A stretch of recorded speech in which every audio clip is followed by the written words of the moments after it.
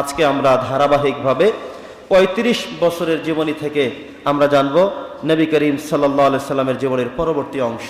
প্রিয় উপস্থিতি, ৩৫ বছর পূর্ণ হয়ে যাওয়ার পরে আল্লাহ সুবহানাহু ওয়া তাআলা নবী করিম সাল্লাল্লাহু আলাইহি সাল্লামকে অন্য নবী রাসূল যাদেরকে কিতাব দিয়েছিলেন, তাওরাত, জবুর এবং ইনজিল যাদেরকে দিয়েছেন, সে সময় যে সিদ্ধান্ত ছিল কিতাব পেতে হলে তাদেরকে অবশ্যই কিছু মোরাকাবা করা প্রয়োজন, মুশাহাদা করা প্রয়োজন, তাসকিয়া করা প্রয়োজন, নিজেকে একাকিত্ব করে মহান আল্লাহর সান্নিধ্যে ঢেলে দেওয়া প্রয়োজন।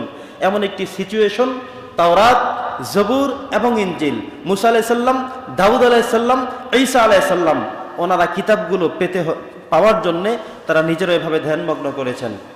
নবীজির ৩৫ বছর পূর্ণ হয়ে যাওয়ার পরে আল্লাহ তাআলা ওহী করে জানিয়ে দিলেন, আপনাকে হেরা গুহায় ধ্যানমগ্ন করতে হবে, রোজা রাখতে হবে, তাহাজ্জুদের সালাত আদায় করতে হবে, অশ্রু সিক্ত নয়নে আমি আল্লাহর কাছে নিজের পবিত্রতার জন্য দোয়া করতে হবে, আমি আল্লাহর কাছে বলতে হবে, চাইতে হবে। যখন আমি আপনার দিল, অন্তকরণ আপনাকে আমি স্যাটিসফাই মনে করব, পরিপূর্ণ প্রস্তুত মনে করব, সে সময় আমি আপনার উপরে নাজিল করব মহাপবিত্র আল কোরআন আল করিম। আলহামদুলিল্লাহ। নবী করিম সাল্লাল্লাহু আলাইহি সাল্লাম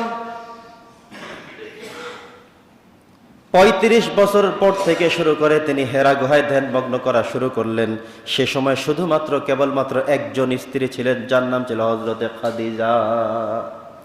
নবীজি চলে যেতেন হেরা গুহায়, জাবালে রহমতে, কত উঁচু পাহাড়, কত আঁকাবাঁকা, কত কঠিনতম, কত সংকীর্ণতম, কত বিপদতম, কত উঁচুতম জায়গা তিনি উঠতেন সেখানে, আর ধ্যানমগ্ন হয়ে যেতেন গারে হেরায়, যেখানে পৃথিবীর কোনো মানুষ জানতই না এখানে কোনো মানুষ যেতে পারে, ধ্যানমগ্ন করতে পারে। এমন একটি চূড়ায়, এমন একটি জায়গায় আপনার নবী, আমার নবী মুহাম্মদুর রাসূলুল্লাহ সাল্লাল্লাহু আলাইহি সাল্লাম প্রতিনিয়ত উঠতেন, সেখানে ধ্যানমগ্ন করতেন। দিনের পর দিন চলে যেত, রাতের পর রাত চলে যেত, সপ্তাহের পর সপ্তাহ চলে যেত, পক্ষের পর পক্ষে চলে যেত, মাসের পর মাস চলে যেত, তিনি সেখানে ধ্যানমগ্ন করতেন। আর তার একমাত্র স্ত্রী হযরতে খাদিজাতুল কুবরা রাদিয়াল্লাহু তাআলা আনহা, তিনি প্রতিনিয়ত খাবার পরিবেশন করে, পাক করে, চমৎকার করে, মাথায় করে আস্তে আস্তে উঠে জাবালে রহমতের হেরা গুহায় তাকে খাবার পৌঁছিয়ে দিতেন। সুবহানাল্লাহ। এত কঠিনতম জায়গা, কঠিনতম বিপদসীমার উপরে জায়গা, এখনো কোনো মানুষ, কোনো সাহাবী, এখনো কোনো মানুষ, কোনো হাজী সাহেব যদি সেখানে যান যে এখানে কিভাবে আমার আম্মা জান উঠতেন, কিভাবে নবীজি উঠেছেন, কিভাবে সাহাবায়ে কেরাম এখানে নবী করিম সাল্লাল্লাহু আলাইহি সাল্লামের সান্নিধ্য পেয়েছেন, কত কষ্টের জায়গা, প্রত্যেকটি মানুষ, প্রত্যেকটি হাজী সাহেব অভিভূত হয়ে যান, প্রত্যেকেই চমকে উঠেন। কি করে সম্ভব? একজন পুরুষ মানুষ হয়ে উঠতে পারে না, সে সময় একজন মহিলা মানুষ হযরতে খাদিজাতুল কুবরা আত-তাহেরা রাদিয়াল্লাহু তাআলা আনহা, তিনি কি করে প্রতিনিয়ত নবীজির জন্য খাবার পরিবেশন করতে নিয়ে যেতেন।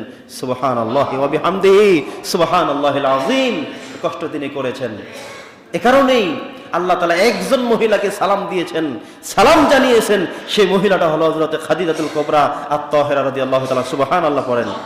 এই মহিলাকে আল্লাহ সালাম জানিয়েছেন, সালাম পাওয়ার উপযুক্ত একজন মহিলা ছিলেন আল্লাহর পক্ষ থেকে, তিনি হলেন এই মহিলা। আলহামদুলিল্লাহ।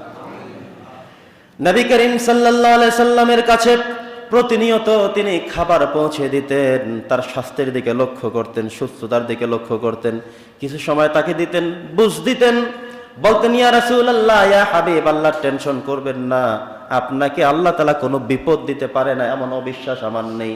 আল্লাহ কোনো বিপদ দিবেন, কোনো কিছু আপনার হয়ে যাবে, এমন কোনো কিছু আমি টেনশন করি না, কারণ আপনার থেকে আমি বয়স অনেক বেশি, আপনার থেকে অনেক বেশি কিছু আমি বুঝি। আপনার মাত্র 40 বছর বয়স, আমার তো 55তম বয়স, আমি তো আপনার থেকে ভালো করে বুঝি।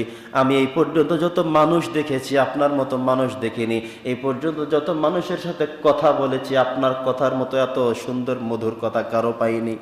এত মানুষের সাথে আমি আচরণ করেছি, আপনার মতো মহান চরিত্রের, মহান আদর্শের এমন আচরণপূর্ণ কোনো মানুষকে আমি আজও পাইনি। কত ব্যবসা বাণিজ্য করেছি, কত মানুষ নিয়োগ দিয়েছি, বিদায় করেছি, কাজ করেছি, ব্যবসা বাণিজ্য করতে গিয়ে কত অভিজ্ঞতা আমার রয়েছে, আপনার মতো কোনো মানুষ এই পর্যন্ত আমি দেখিনি। আপনি কাউকে কোনো কষ্ট দেননি, কারো ঘরে আগুন দেননি, কোন মানুষকে আপনি হেয় তুচ্ছ করেননি, কাউকে গালি দেননি। আল্লাহ তাআলা আপনাকে মাহরুম করতে পারেন না। আল্লাহ তাআলা আপনাকে মহান কিছু নেয়ামত দিবেন, সে কারণে আপনাকে হেরাগ হয়ে আসতে বলেছে।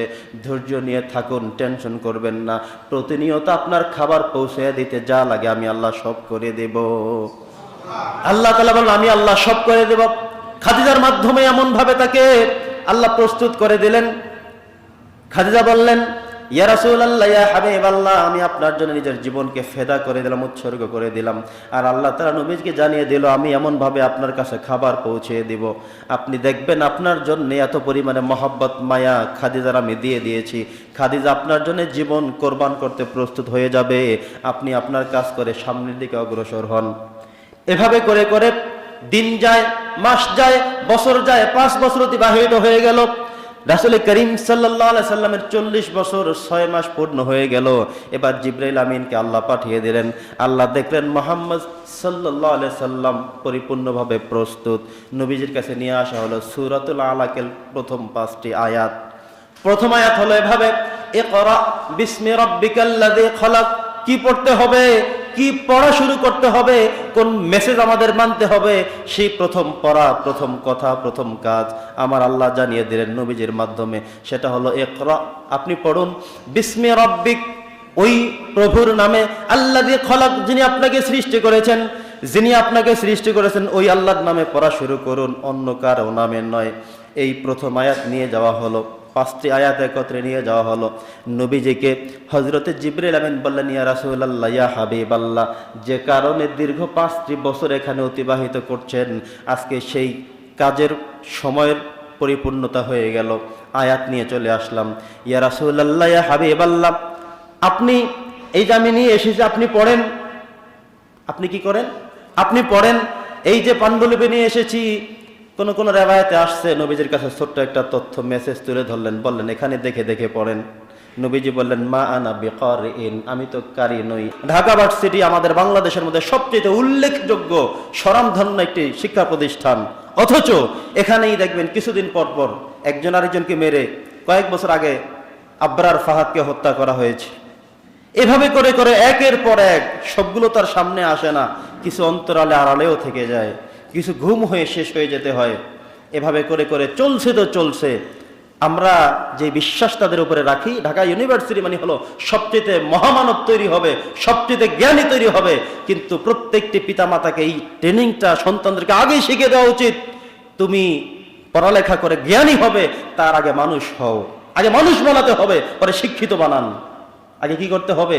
মানুষ বানাতে হবে, মানুষ সত্য তৈরি করতে হবে। আমি তো পড়তে জানি না, কখনো এভাবে দেখে দেখে পড়ি নাই। আমি আরবি সব জানি, সব বুঝি, কিন্তু আমি তো লেখা শিখি নাই। এটা যে দেখে দেখে পড়তে বলেন, সেই দেখে পড়ার সেভাবে আমার তো সুযোগ হয়নি।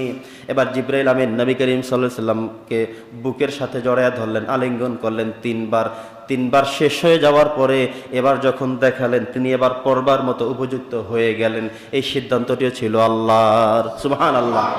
3 বার যে আলিঙ্গন করলেন আর পড়া শুরু হয়ে গেল, এই সিদ্ধান্তটিও ছিল আল্লাহর। আল্লাহ বলছেন সে পড়তে পারবে না, আপনি একবার আলিঙ্গন করবেন, কিছুটা প্রস্তুত হবে, আবার আলিঙ্গন করবেন, আরো প্রস্তুত হবে, শেষ আলিঙ্গন করবেন, তিনি পরিপূর্ণ উপযুক্ত হয়ে যাবে।